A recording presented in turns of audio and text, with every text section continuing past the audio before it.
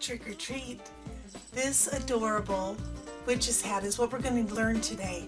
Hi, my name is Kari Mason from First Class Creativity, and I want to welcome you to my craft studio.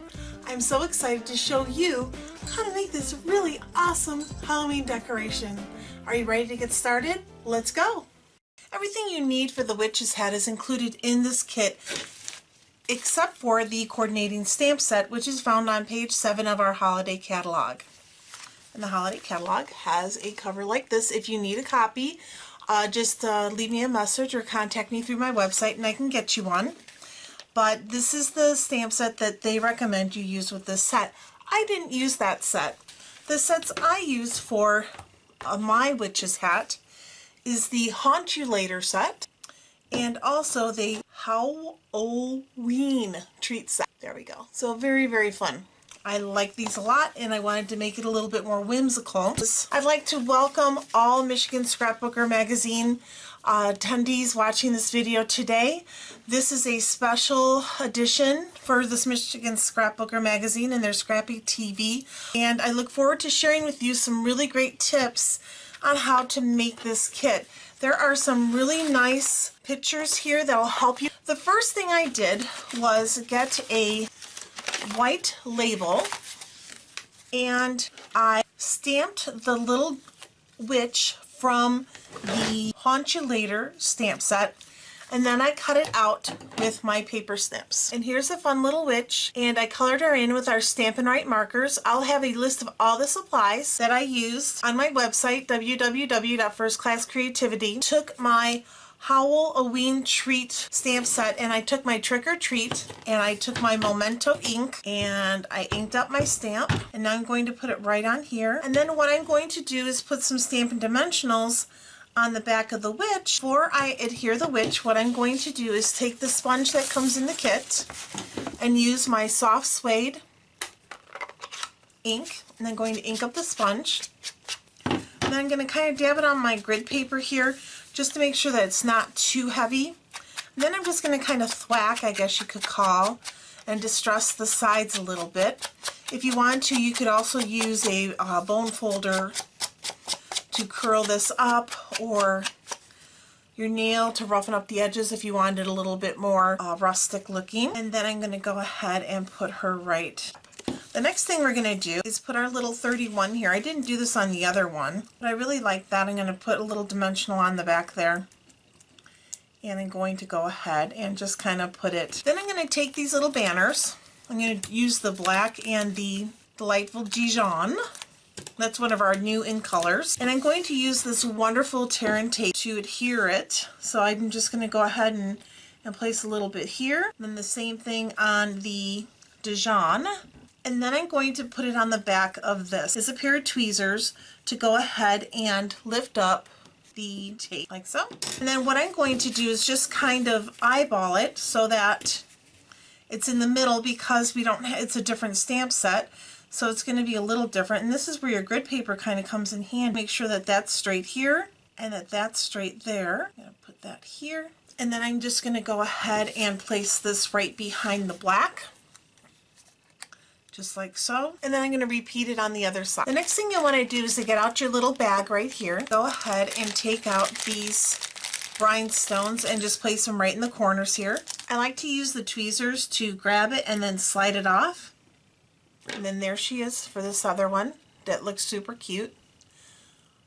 I'm really excited how it turned out. So then we're going to go ahead and go to our next step. So what I did with this is I went ahead again, because I like a little bit of dimension. I used my Stampin' Dimensionals to put it right in the middle of this tag here. And then I just put it right in the middle here. Okay, I like it. And then this is going to go in the back like so. So what I used to adhere that was this really, really wonderful fine tip glue pen. And this thing is awesome. You take this off. It screws off. It has a fine tip and it'll go wherever you want it. And then there's a little pin here on the inside, so when you put it in, it never stays clogged or anything like that. So that's really awesome. What I did is I'm going to go ahead and do this so I can see exactly where I want it. So then obviously I'm going to let it dry like this. I'm going to put it aside and let it dry like this so it's all dry when I come back for the rest of my project. And then I'm going to go ahead and very carefully screw it right up, and it's awesome. Okay, next we're going to go ahead and adhere this foam piece to this round. So I'm going to put it right in the middle. And what I used for this was our Tombow multi-purpose glue. And I just took off this big side and I just rubbed it all around like so, and then stuck it right in the middle. And what's nice is you can still kind of move it around to position it, which is really nice, and then just kind of press it down. We're going to go ahead and put this to the side for a second, and then we're going to get the hat part. Now I didn't know where it was until I looked inside this tube. Is the part of the hat that came out. It seriously, I felt so silly because I couldn't find this. I looked all over for the place. I thought for sure that something was missing. Okay, so if you can see this, it has little tabs here. And so you're going to flip those up.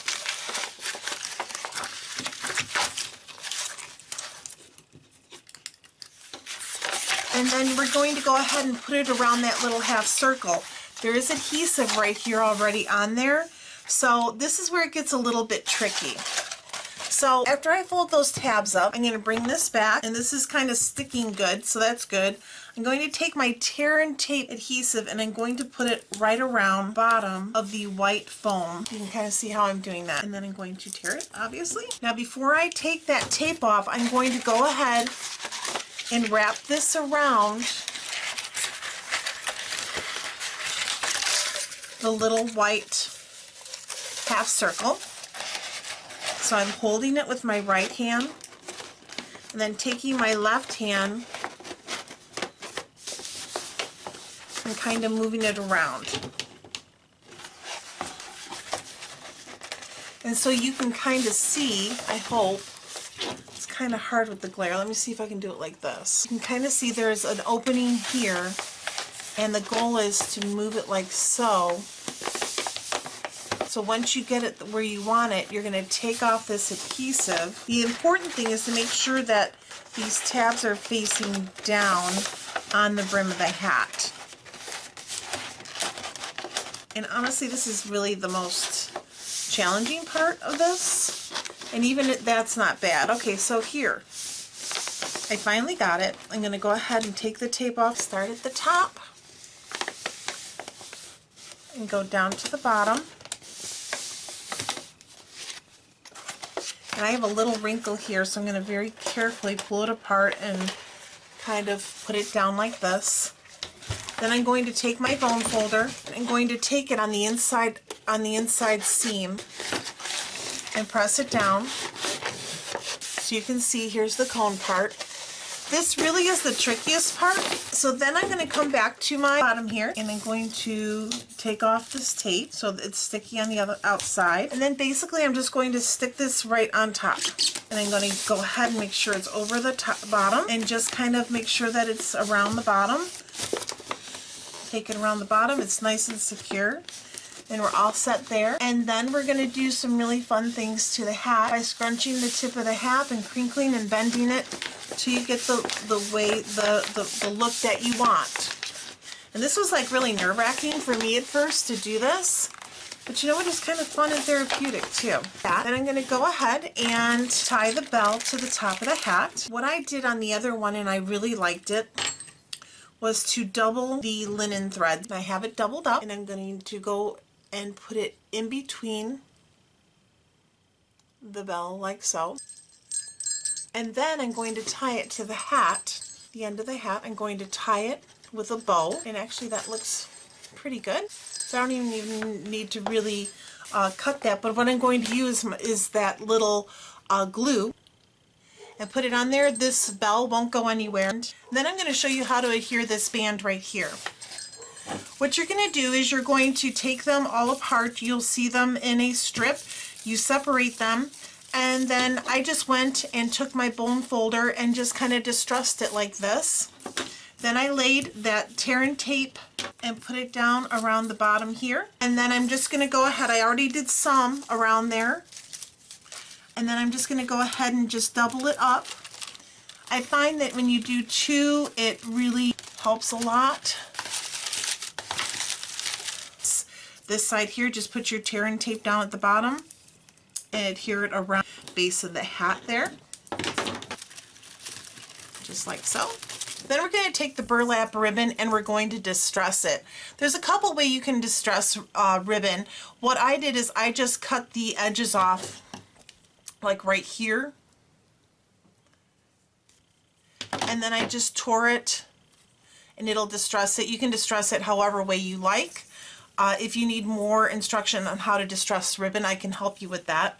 So once you get all this around, what I recommend you do is take some tear and tape and kind of tear it and place it around the edges here.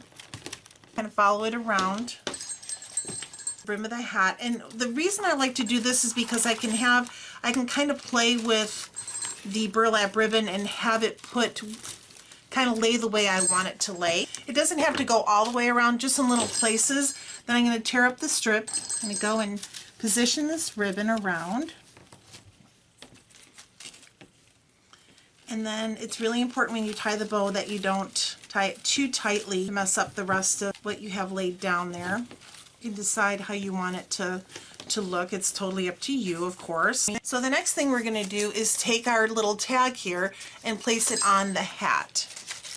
And we're going to put it just about like right here. See if I can put it here so you can see. So we're going to tuck it in right here. What I like to do is I'm going to just put some of the tear and tape adhesive in the back, but you could use multi-purpose glue as well. Okay, so there we go, just like that. So it's coming together. All we have left is the leaf trim to go around. So what I'm going to do is use my sponge from before, and I'm going to distress the leaf.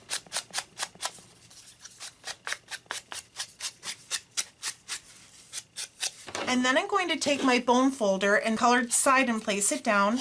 And then I'm just going to kind of rub the leaf so it kind of gives it a little bit of a texture there. And press out this little hole. And then what I did is I used one of each color and I distressed them and colored them. I'll zoom in so you can see. So it looks very nice and fallish.